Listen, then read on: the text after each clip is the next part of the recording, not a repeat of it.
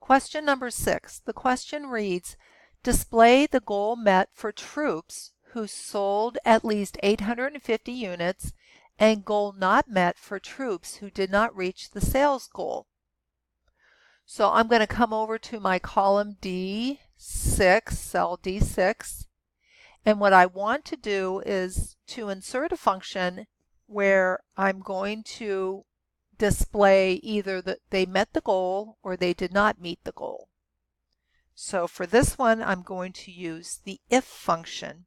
We use this function to compare a value in a cell against a certain condition, then return different results if the condition is met or not. So I'm going to begin with going into my insert function, and I'm going to type in the function if, and I've used this one before, so I could just click on that and click OK. And then my function arguments dialog box opens up, and this is where I have to put in my logical test. What am I testing?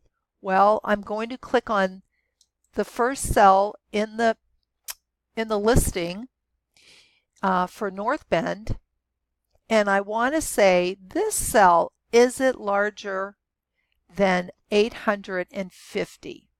So I want to put in my greater than sign, and I want to type in the number 850. If that is true, I want it to display in the cell goal met. So I'm going to type in goal met, and then if it doesn't display, what am I going to type in? Goal not met.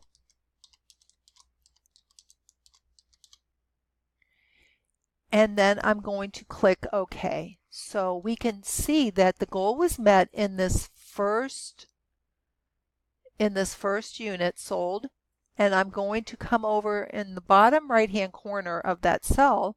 I'm going to use the fill handle and then fill in the rest of the cells, and you can see that some of the cells the goal was met, other cells it's displayed that the goal was not met.